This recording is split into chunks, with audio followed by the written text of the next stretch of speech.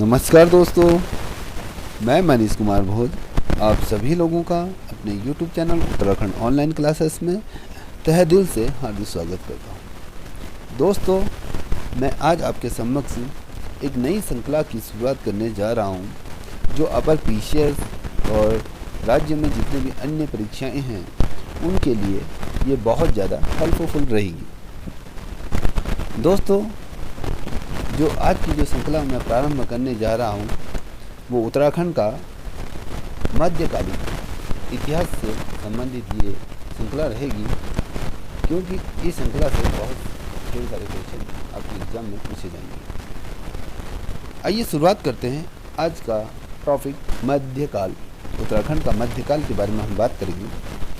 आज का जो टॉपिक जो हमारा रहने वाला है, जो पहला टॉपिक जो रहने वाला है वो कत्यूरी वंश से रहने वाला है।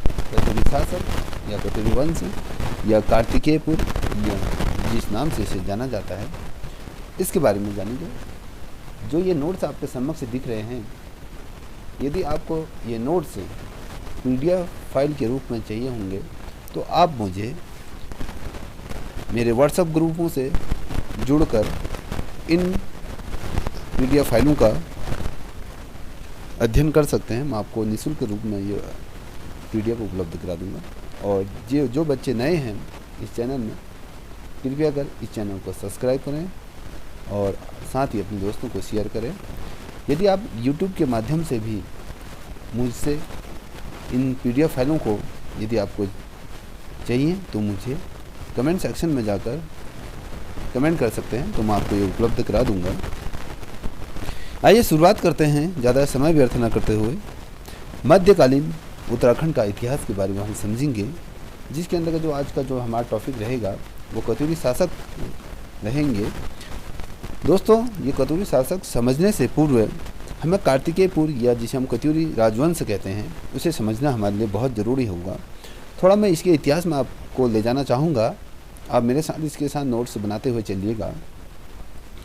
दोस्तों, जो कार्तिकेयपुर है वो जो राजा थे उस समय, जो यहाँ के शासक थे, उनके पश्चात क्या हुआ था, कार्तिकेयपुर के जो राजा थे उनके पश्चात यहाँ पर मध्यकालीन के अंतर्गत जो कुमाऊं मंडल में कार्तिकेयपुर की एक विशेष चर्चा हमें देखने को मिली थी। यहाँ पर इसका जिक्र हुआ था।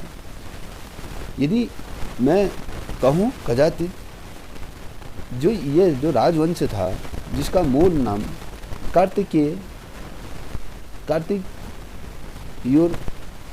इसका नाम था, इसके पीछे जो लोग जागर होते थे, जो अधिक पुराने नहीं होते थे, इन्हीं को क्या कहा गया था, कत्यूरी या कथापुरी कहने लगे थे इनको।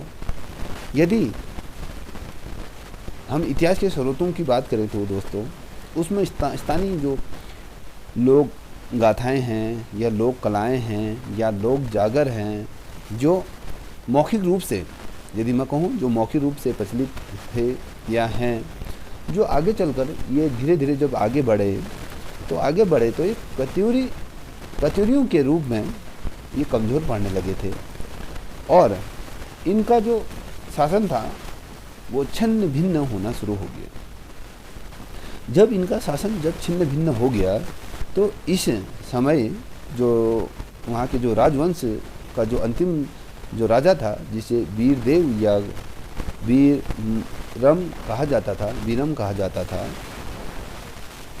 उसके जो मध्यकाल था, मध्यकाल में जो कत्यूरियों की कई ऐसी शाखाएं कुमाऊं में शासन करती थी। उस समय का जो पीरियड था उसमें बहुत से ऐसे राजा थे जो कुमाऊं के अंतर्गत अपना शासन संचालित करते थे या उसमें करते थे। उसी के अंतर्गत अस्कोट के जो रजवाड़ थे, जिसमें डोली के जो महल कहें या उनकी जो शाखाएं थीं, उसमें उत्तराखंड में एक बार जो बहुराज्यिकता इसमें धीरे धीरे इसमें घिरना शुरू हो गई और इस राज्य में या कहें इस मंडल में, इस जो राज्य कत्यूरी राजवंश था, इसमें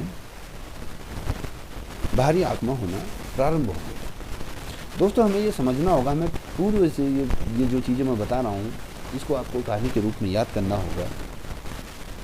जब आक्रमण होने लगे धीरे धीरे, यहाँ से अगर मैं बात करूँ पश्चिमी दिशा की तरफ से, तो जहाँ पर नेपाल नरेश थे जो अशोक चल्य के समय में थे, उन्होंने 1191 ईसा में उत्तराखंड पर क्या करा, जो भारी आक्रमण हो रहे थे उन्होंने इसमें आक्रमण या धावा बोल दिया था।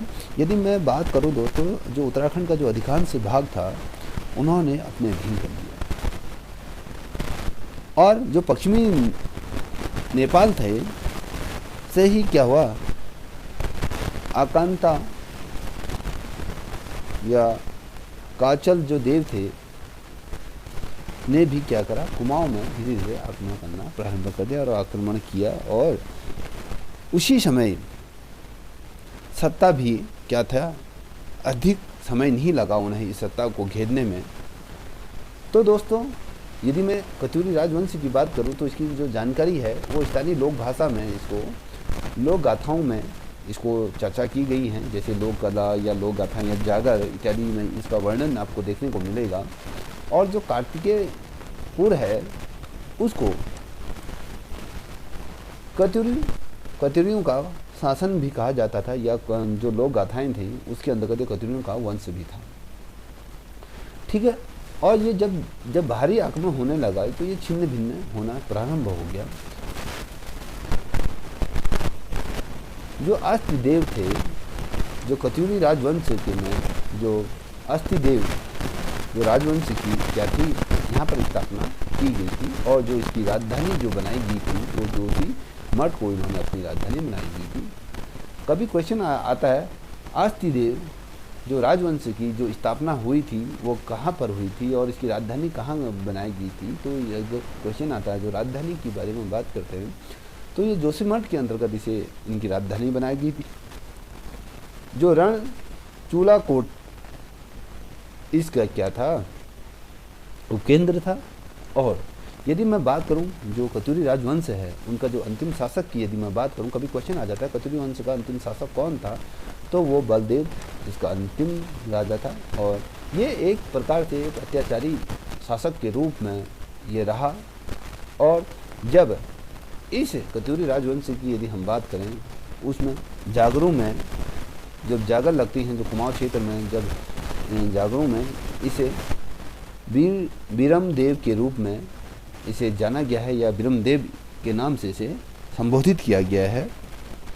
और जब ये घटनाएं जब उत्तराखंड के कत्यूरी राजवंश के अंतर्गत ये फैली, तो कहीं ना कहीं इसका पतन होना प्रारंभ हुआ, और साथ ही जो पश्चिम दिशा में जो नेपाल है वहाँ से कहीं ना कहीं इसकी विरासत छीनने प्रारंभ हो गई। अब मैं यदि बात करूँ कुमाऊं की लक्ष्मीबाई के नाम से कौन जाना जाता है या क्या है, थोड़ा इस पर चर्चा करते हैं। जिया रानी, आप सभी इनसे परिचित होंगे। जिया रानी की लोक कथा के अनुसार यदि हम बात करें, 1398 ईसा में जो तैमूर लंग था उसके द्वारा क्या कर दिया गया था, हरिद्वार में आक्रमण कर दिया गया था। और इनका जो सामना हुआ था, जो तैमूर लंग द्वारा जो हरिद्वार पर जो आक्रमण किया गया था, इनका सामना जो ब्रह्म देव से इनका सामना हुआ। और 1191 ईसा में जब नेपाल के जो राजा थे अशोक चल्य ने क्या करा था, यहाँ पर कब्जा करना प्रारंभ कर दिया था। इससे पूर्व मैंने आपको बताया। और जो कत्यूरी राज्य था उस पर इनके द्वारा आक्रमण किया गया। जो यदि मैं बात करूं, जो अशोक चल्य थे उन्होंने पहले आक्रमण करा कत्यूरी राजवंश पर, और इन्हें अपने अधीन इस राज्य को कर लिया या इस क्षेत्र को कर लिया। ये चीज़ें जो हमें देखने को मिलती हैं, जो कुमाऊं की लक्ष्मी है, जैसे जिया रानी की लोक कथाओं के अनुसार यदि हम बात करें, तो 1398 ईसा में जब तैमूर द्वारा यहाँ पर आक्रमण किया गया था, तो इस चीज़ के बारे में यहाँ पर वर्णन किया गया है। आपको ये वीडियो पसंद आए है या कहीं भी आपके एग्ज़ाम के दृष्टिकोण से हेल्पफुल रही हो, तो प्लीज़ इस चैनल को सब्सक्राइब करें और अपने साथियों के साथ भी इसे शेयर करें, जिससे कि अधिक से अधिक लोग इससे लाभान्वित हो सकें। और यदि आपको इन जो वीडियो बनाई है, जो उत्तराखंड का जो पोर्शन मैंने आपको बताया, यदि आपको इसकी PDF फाइल चाहिए तो आप कमेंट सेक्शन में जाकर अपना नाम और अपना मोबाइल नंबर, जो व्हाट्सअप नंबर है, उसे दे सकते हैं। मैं आपके उस व्हाट्सअप नंबर पर इसे प्रोवाइड करा दूंगा, या फिर आप लोग मेरे व्हाट्सअप नंबर 7055510737 पर मैसेज कर सकते हैं, तो मैं आपको ये वीडियो प्रोवाइड करा दूंगा। ठीक है, आप लगन के साथ इसका अध्ययन करें, और जो ये परीक्षा है, इस परीक्षा पर आप उत्तीर्ण हैं। आपके सामने इससे अगली वीडियो मैं जल्दी लाऊंगा। जो अगली वीडियो रहेगी आधुनिक काल के बारे में रहेगी, जो गोरखा शासन और अंग्रेजी शासन के मध्य ये रहेगी। ठीक है, तब तक के लिए जय हिंद, जय भारत।